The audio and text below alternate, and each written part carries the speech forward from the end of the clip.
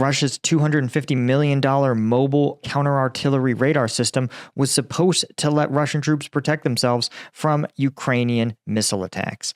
But this device has lasted just a few hours on the battlefield. We're going to break down just what happened and what I think it means for the future of war for all militaries. I'm Paul, U.S. Army combat veteran. Let's get into it. Okay, so the story is this. The Russian forces have deployed a new counterbattery radar that was destroyed within hours of crossing the border into Ukraine. Now, what is a counterbattery radar, guys? A counterbattery radar is a radar that is highly sensitive, that is meant to detect different types of projectiles flying through the air, right? You may know that if it's a missile or if it's artillery, right, it's going to move in a parabolic fashion. So if you know 2 points on the trajectory, you can infer the entire trajectory, which means that with enough complex math, you can work it backwards and figure out where the artillery or missile strike came from. Now, for some of these counter-battery radars detect the flight path immediately, calculate the trajectory, and send the point of origin back to artillery crews. This is something that the United States has had for at least a decade, probably more like 2, where we've used it in Iraq and Afghanistan to counter mortar fire. Oftentimes, the process would be so automated that it would only require a person to press the fire button, so to speak, and the counter battery fire would launch right back at whoever had thrown the mortar at us. Russia, of course, has a scaled up version of this, right? Instead of having to counter mortars, which tend to have long flight times and be relatively close by, it's countering radar and, more importantly, long range missile systems like the HIMARS, right? So Russia just built a big version of it. They called it the Yastreb AV, counter battery radar system. They touted it as working closely and integrating perfectly with existing Russian counter-battery systems and Russia's existing artillery grid. Now, the problem, of course, is that just because you see something doesn't mean you can shoot it. And that seems to be the problem that the Russians have ran into. Literally within hours of this launcher crossing into the battlefield, right?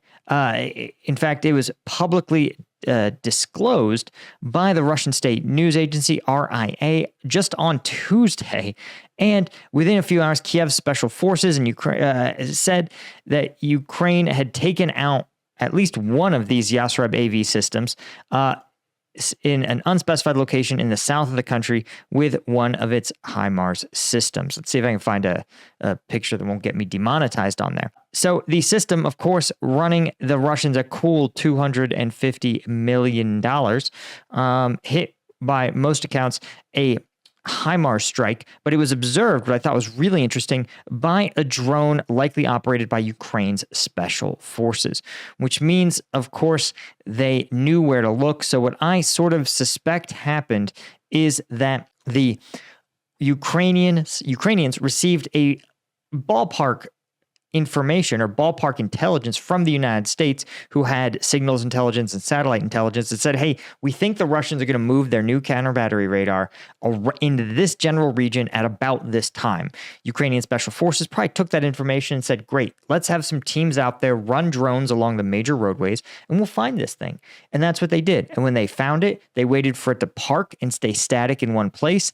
And then they fed the location to the HIMARS crews, who then launched not one, but actually 2 missile strikes at it. And the fact that Ukraine is very conservative with their HIMARS missile strikes tells you how legitimately worried they were about this radar's capabilities. Of course, the radar, it's not clear if the radar didn't function and failed to detect the HIMARS launch, if it failed to realize that the HIMARS was targeting the radar itself.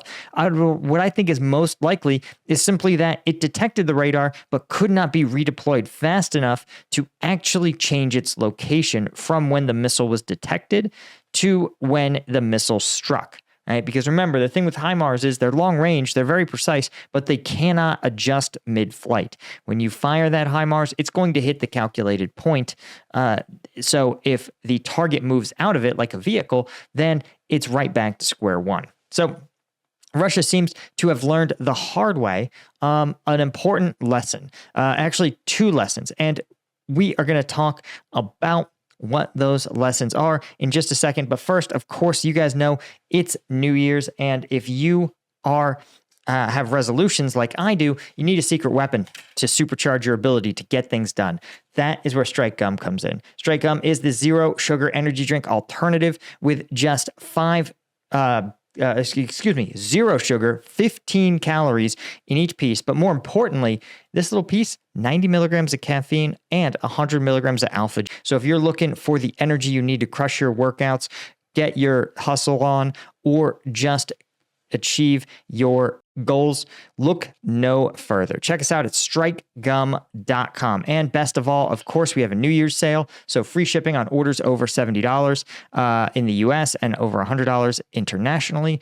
And 50% of the profits from this first production run are going to be donated to charities that support Ukrainian civilians.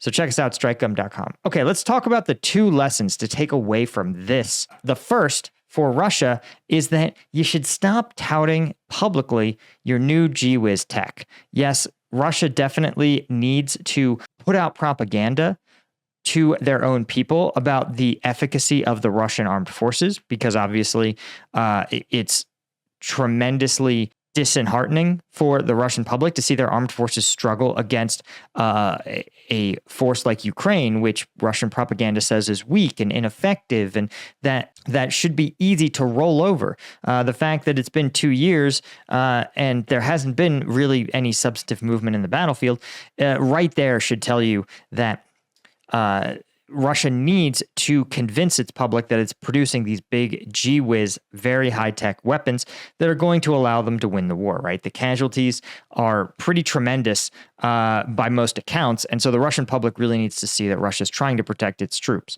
They probably should stop, though, making public these high-profile systems. The other problem, and this is, I think, the meta problem here, that a lot of militaries should take into account, is that the era of the mega system is probably coming to an end.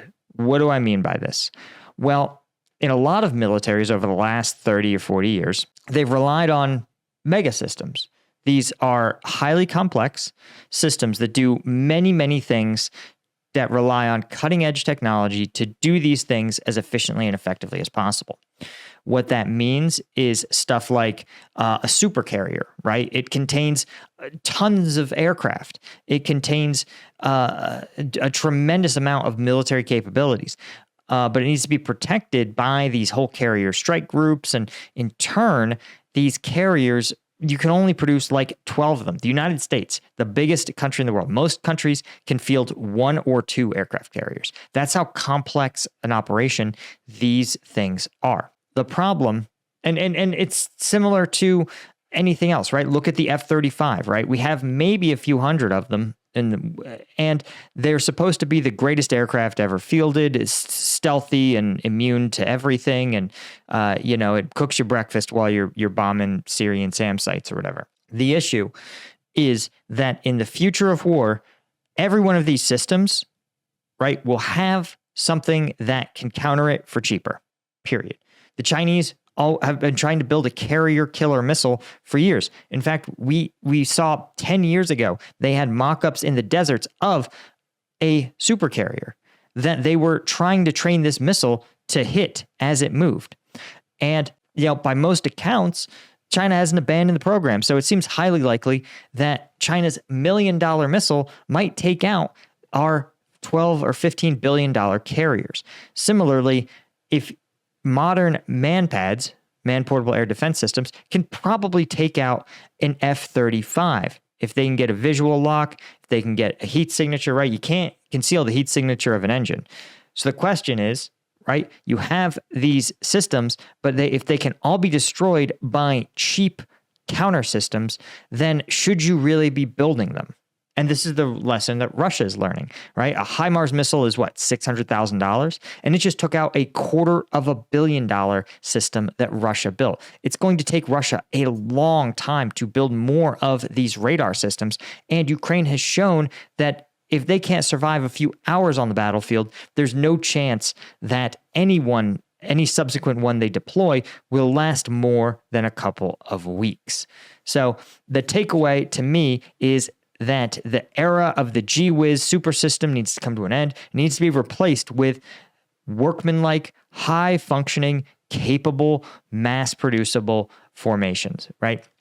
If you can get 1,000 OK counter-battery radars, it is a way better use of your money than 2 ultra do-it-all counter-battery radars. And the US, man, we are the worst for this. I'll be the first to tell you.